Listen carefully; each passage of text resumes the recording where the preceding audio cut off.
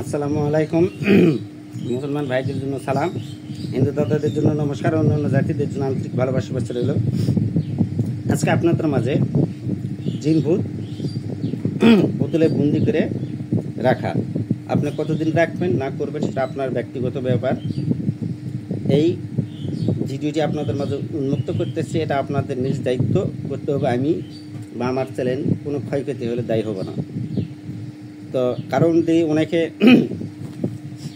খালি জিন সাধনা ছাড়া কিচ্ছুই হতো না। এত আমার পিছিয়ে 2, 4, 5, 7, 10 বছর ঘুরেইনি, বা 2, 4, 5 বছর ঘুরেইনি, 2, 1 টানা 5, 7 বছর ঘুরছে বা এক যুগ কষ্ট করছে। জিন সাধনাতে আমি বসে দিলাম আমার বাড়িতে হোক আর ফাঁকা জায়গায়, আমি কটা দিন কষ্ট করলাম। এত দিন ঘুরছে, এত টাকা পয়সা নষ্ট করছে, তখন আমি আমার জিনিস যদি নাও দেখা দেয় তাহলে অন্য জিনিস ধরে আমি কন্ট্রোল করে নাহিয়ে দিতে পারবো। এখন তারা জিন সাধনা ছাড়া কিচ্ছু বোঝে না, খালি জিন সাধনা। যারা জিন সাধনা সরাসরি বলতেছে তাদের নাম্বারটা ব্ল্যাক লিস্টে দিয়ে দিচ্ছে, আমি শিক্ষা দিচ্ছি না। কারণ জিন যদি এত সহজই হতো, একবার ঘুরে একটা লক্ষ্মীপুরে এক শিষ্য একবার ঘুরে গেছে, সরাসরি জিন সাধনা এক রাত্রে করছে।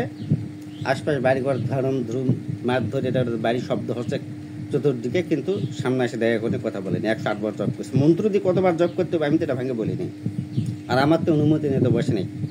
আর আমি ওইভাবে অনুমতি দেবো না। এরা যদি কেউ যেটা পূর্ব দিকে ডাকতে চাইছে, আল্লাহ রহমত যারা করবে, সাধনা করবে, হয়তো মন থেকে খাস নিয়েতে আমার কিছু যারা শ্রম দিছে অনেকদিন ধরে, তারা সাকসেস করতে পারবে। কিন্তু অ্যাকচুয়ালি জিন সাধনায় বসতে হবে। আমি আমার দেওয়া যেগুলা আপনাদের মাঝে দেওয়া আছে, যেমন আল্লাহ ওয়াজ করেন পাগলা বল আল্লাহ বল, যারা ধর্মযুদ্ধ করবে তাদের জন্য প্রযোজ্য করে দেওয়া আছে। এবং ভুল করে আমাকে সাধনা করবে না। আমাকে সাধনা করলে আমার সমস্ত জিনিস তোমাকে যাওয়া আসা করবে। যেমন কালী যাবে, শিব যাবে, কিশোরী যাবে, সন্ন্যাস যাবে, মাদার যাবে, কৃষ্ণ যাবে, হরি যাবে, ডাকুনিকালে যাবে, যুগুনিকালে যাবে, নাগিনী যাবে, তারপরে যাবে আপনার সত্যপীর যাবে, খচখেজির যাবে, মরকাকালী যাবে, খাঁকালি যাবে,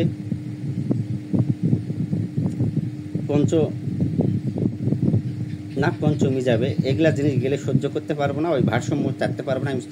আমার মতন যদি ঘুরতো, আমার গুরু যেমন আমি যখন 36 বছর ঘুরছি, তাহলে ভারসাম্য রাখতে পারতো, শরীরটা তার সহ্য করতে পারতো।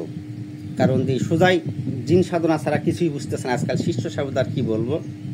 তো যাই হোক, আমি যার কারণে শিষ্যদের প্রতি অত রাস্তা রাখিনি। যারা কবরেজি করবে শিখে দেখে শুনে, সব অনেক রুগী আসতেছে, আমি রুগীটার ভবিষ্যৎ না করা পারলে কাজ করা যাবে, তাই আমি গণনা করে নেয়া, আমি কাজ করতেছি না। তো যারা জিন ভূত সাধনা আগ্রহী বা জিন ভূত সাধনা করতে চাই, তাদের জন্য বলতেছি, তার আগে জিন বন্দি করা শিখবে, নিজের শরীর বন্ধ করা শিখবে, জিন ভর্ষ করা শিখবে, জিনকে বন্দি করা শিখবে এবং জিন ভর্ষ করা শিখবে, শরীর বন্ধ করা, বাড়ি বন্ধ করা। তারপরে হেভিট সাবুত যখন হয়ে যায়, অতিরিক্ত আমি মনোভূত হলাম, বা ওই নিজেই পারবে। হয়তো আমার তাসিক বাদলে গেল, হয়তো বলতে পারে কিছুদিন, 2, 4 বছর ঘুরছে, তখন বলতে পারে আমি ওস্তাদ আমি সাধনা করবো। বা হয়তো 2 বছর ঘুরছে, দেখা গেছে সাহস আছে, মরণের জন্য ভয় করে না।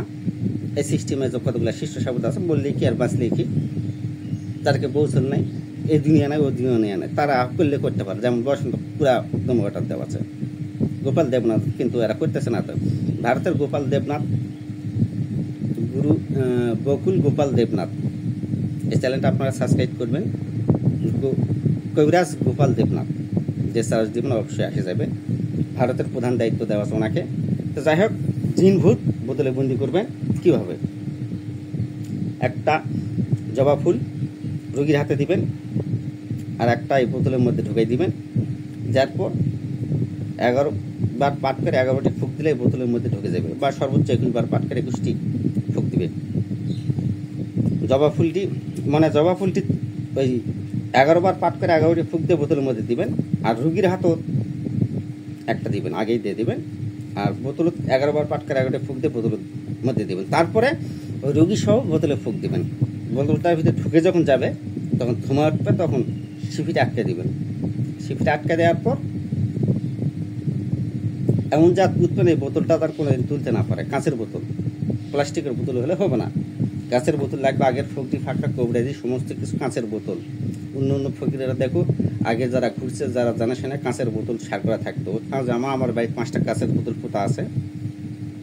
আমার সব কিছু যদি আল্লাহ রহমতে আমার পুরো যদি ভরসা হয়ে যায়, আমার কাছে একটা গুরু দিয়েছে তাকে, ওই বোতলটা আমাকে রেখেছে। ওই বোতলটা যদি আমার কাছে থাকে আমি আবার সাবেন। তা আমার সাথে আপনারা তো পারবেন না, গল্প করে লাভ নাই। যতই উস্তাদ থাকে, আমার গুরু বরদান আমার কাছে উপর আছে, আশীর্বাদ আছে, আল্লাহর রহম আছে। মানুষের ভালো কাজে করি, আমি খারাপ কাজ করি না। তো যাই হোক, আমি এখন বিদ্যাটা বলতেছি।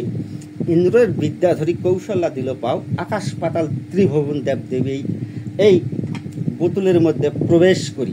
আই দেবতা এই বোতলের মধ্যে 36 করে দিলাম বন্ধু, শিব বন্ধু, পার্বতী বন্ধু, বন্ধু চক্রধারী আজ হাইতে বান্ধিলাম। এখন 5 বছর দিবেন না 10 বছর দিবেন না 20 বছর দিবেন না 100 বছর দিবেন? বান্ধিলাম 50 বছরের বন্দি সাহা। আবারও বলতেছি, ইন্দ্রর বিদ্যাধরী কৌশল্যা দিল পাও, আকাশ পাতাল ত্রিভুবন দেব দেবী এই বোতলের মধ্যে প্রবেশ করি। আই দেবতা এই বোতলের ভিতর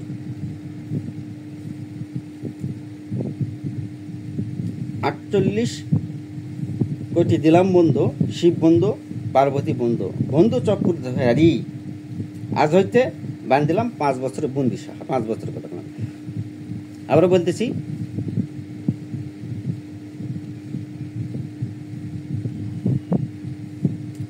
ইন্দ্রের বিদ্যাধরী কৌশল্যা দিল পাও, আকাশ পাতাল ত্রিভুবন দেব দেবী এই বোতলের মধ্যে প্রবেশ করি।